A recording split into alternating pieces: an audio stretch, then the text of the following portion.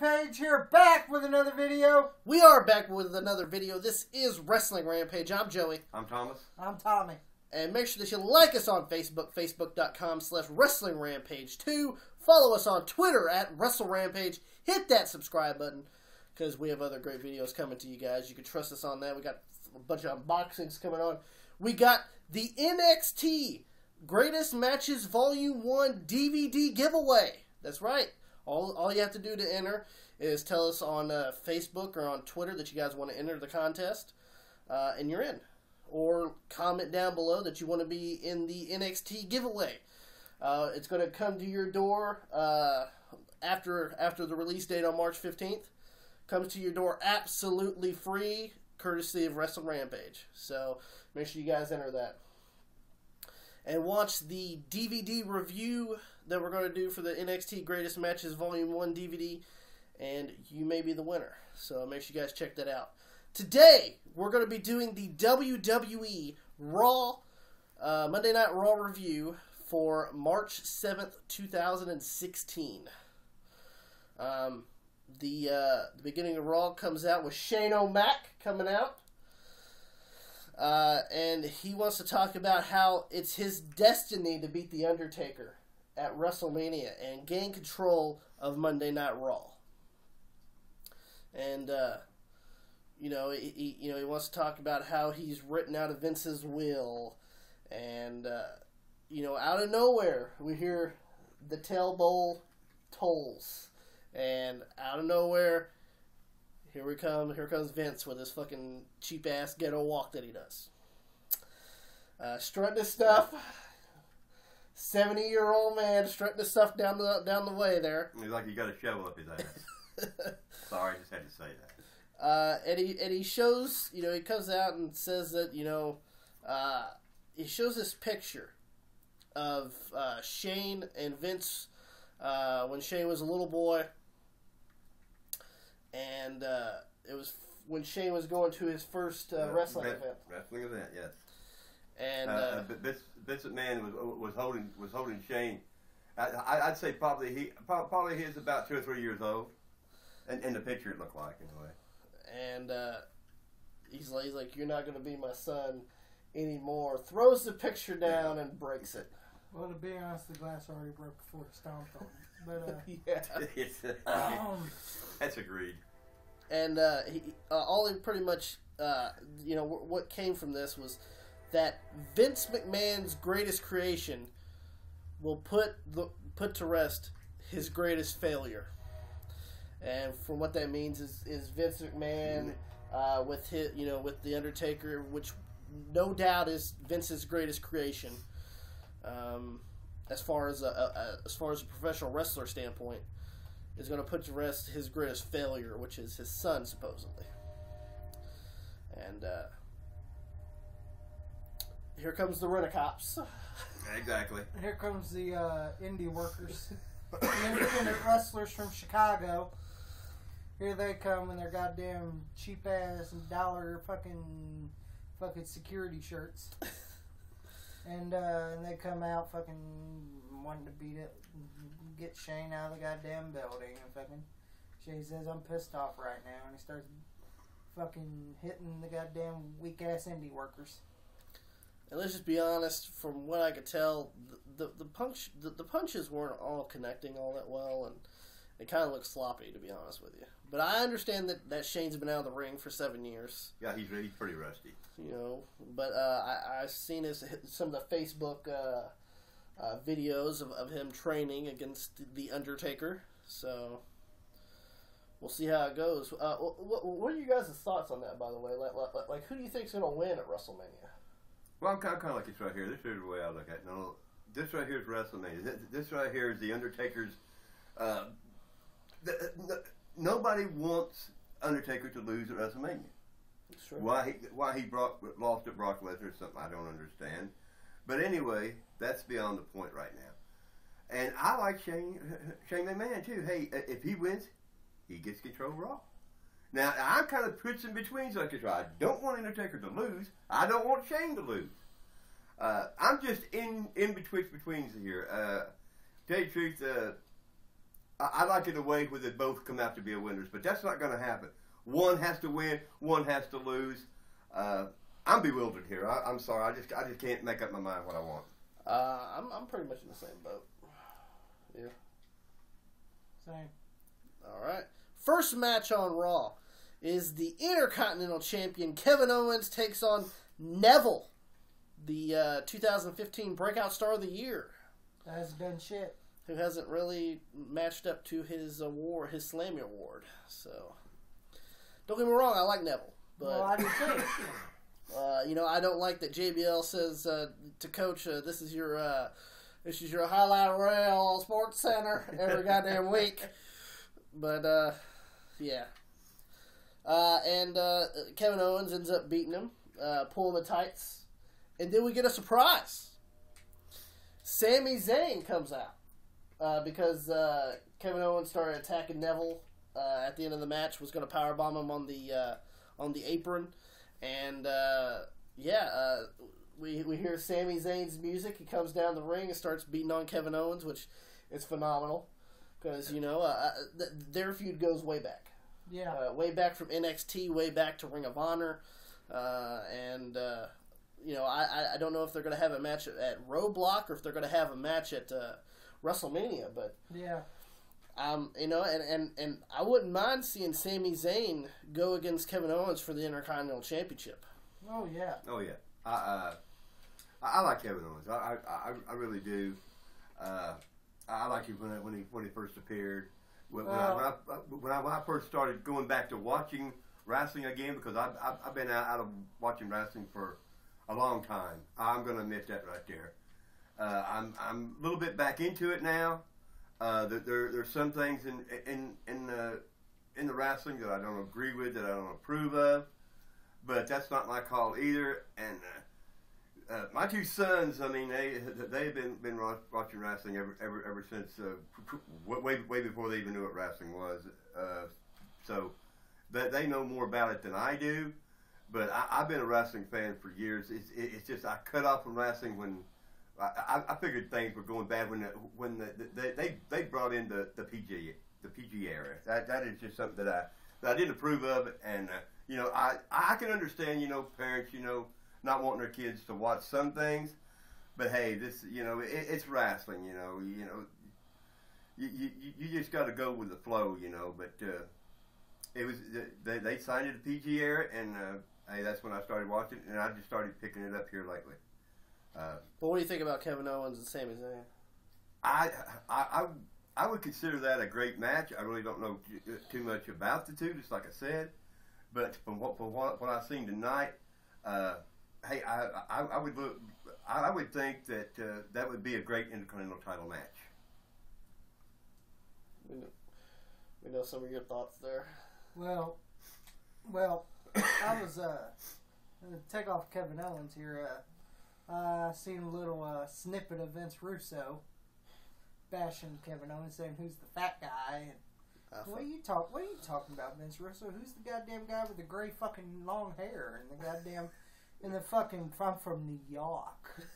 Your fucking accent. Fuck you, and the people that watch your fucking podcast. Fuck them too.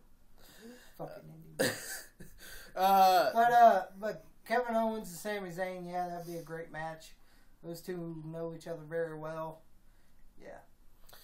Then we have the match with Brie Bella versus Summer Rae. Oh, a shitty Divas match coming our way. Huh? And actually, the match was only like 2 or 3 minutes in. Call to me. Is that fucking shitty thing was got to do fucking Summer Rae? Lana comes out, distracts Brie, and Summer Rae rolls her up and gets the win. Yeah, and then here comes fucking Lana taking her goddamn shoes off like that's supposed to impress me. And then she does the X Factor. Yeah, like that's supposed to impress me. And then she grabs her shoes and leaves, and I was like, well, okay. Can you show me the WrestleMania opening again or something like that? Because I could care less about this. I'm sorry. To me, that right there would be more. That's a more of a. To me, hey, I'm going to grab a sandwich, or I'm going to the bathroom. Me, kind of a thing. When that match was going on, I didn't give two fucking shits. I wasn't really paying attention. Moving on to the Summer Rae and fucking Brie Bella. Actually, I was like I took a nap in between that and that. Fuck, I didn't give a fuck about that match. I didn't really care anything about it. Dean Ambrose comes out and talks about being WWE champion, how he would enjoy being WWE champion, except for the extracurricular activities, and saying, this is going to be the face of your company. And Triple H comes out. And of course, God has to come out. Yeah, comes out and make a rebuttal. Talks about Dean. Even though he didn't bring his Aquafina with him. No, he sure brought that shovel. Yeah, he came out with the shovel, of course, figuratively speaking, and he says that creative came up with the name of Roadblock, which I think is a stupid name, pretty much. But I have to agree with Triple H with that. And he said that Dean Ambrose is not a roadblock; he's more of a speed bump or a pothole in the road. Yeah, exactly. Which is totally untrue in my opinion. To be honest, I thought that was pretty funny. It gave me a little chuckle there. It gave me a chuckle. Yeah, I didn't know Triple H could be that funny. And he puts Dean in a match against the Eater of Worlds, Bray Wyatt. So the main event of Raw is going to be Dean Ambrose versus Bray Wyatt. Then we get to a 3-on-1 elimination match that Stephanie put on. Oh, yeah, because of the goddamn stupid tweet. Like, anyone... I hate Twitter, to be honest with you. Yeah, he's not... If anybody tweets anything, it's more me doing the Twitter thing. He don't really do Twitter all that often. I hate Twitter. So, and fucking, like fucking... Stephanie puts him in a match. Stephanie goes, I was thinking you deleted your tweet. Well, fuck, I don't watch Twitter anyway, so I could give two shits about Twitter. Puts him in a 3-on-1 elimination match. Yeah, against the goddamn League of Jobbers. Sheamus, Rusev, and Barrett, surprisingly, in the match. The League of Mid-Carders coming our way. Versus Dolph Ziggler. Yeah, fucking shitty match. And I gotta say, I never did like Dolph Ziggler when he first appeared. But in this right here opinion of mine, I was actually going for Dolph Ziggler. In wrestling, I believe in playing the fair way. Of course, we all know, that they're going to have the twists and the turns and everything like right there. In defense, I know one thing: the Authority loves those handicap matches. They do. And Dolph Ziggler ends up beating Barrett, but he couldn't. Of course, he can beat Barrett. Goddamn. He didn't get Sheamus and Rusev. Rusev done this vicious kick. It was a real bad kick. Yeah, and then Sheamus fucking did the bro kick, and that was the end of DZ. Yeah. So let's move on from that shitty 3-on-1 handicap match. We get a Shane McMahon career highlight video. Shane's a risk taker. Not the graceful man in the ring, but he works hard at what he does, and he tries to entertain the crowd. But don't let nobody put on. I mean, he puts his body on the line. He's a tough motherfucker. As a wrestler does. He's a tough motherfucker. And he even admits himself, I'm not a wrestler, but I'll take a risk as well as anybody will. Then we get a Divas tag match with the boss Sasha Banks teams up with the last kicker Becky Lynch to take on Naomi and Tamina, which we already know how you feel about Naomi and Tamina there, Tommy. Yeah, they ain't so amazing. And Sasha Banks and Becky Lynch end up winning. Charlotte ends up attacking him because she was out at ringside with her dad. That's right. Ric Flair doing what he does best to pay that alimony. What's he doing most of the time? All I see him do is this. Goddamn, it's 5 seconds. Goddamn, Rick, is that all you can do? I'm sorry. I've lost so much respect for Ric Flair, it's ridiculous. You gotta use fucking your daughter to pay your alimony. Pay your own bills, Rick. I disagree. Agree with my son here. I mean, we all three of us have got our own different ways. Pay your own and our own bills. Different beliefs. Pawn your fucking Shawn Michaels fucking watch like you did the last time. You got to me. You got to understand. If you've been in wrestling for 30 to 40 years, it's hard not to walk away from it. You have got to be somewhere in the mix of wrestling. Now, some wrestlers they do walk away. And I praise those that do because hey, I got to get away from this. But some wrestlers have to stay into the mix of things, and I'm sorry. I think Ric Flair is one of them that just can't stay away from being involved in any kind of wrestling. Then we get a R-Truth Goldust segment where R-Truth brings him pizza. And Goldust says that he's lactose intolerant. And he goes, any tag team partner will know I'm lactose intolerant. But and of course, Mark Henry, you knew his fat ass steak pizza. Yeah, Mark Henry stole the pizza. I've got Chicago deep dish. I've got to say this though. Hey, That was I'm probably looking the wasted forward. segment I've ever seen in my life. I'm looking forward, really. If they do become a tag team, I'm looking forward really to see that. Not me. The comedy van there. Not me. I got better things to do. Uh, Let's see fucking anything that is associated with our truth or anything that involves our truth. I don't give a fuck what it is. I never liked him. Never will. He's the shits. He needs to go. He's been there since fucking 2001. He does the same goddamn shit I seen you do. Get rowdy. I mean, you didn't move no things that I saw.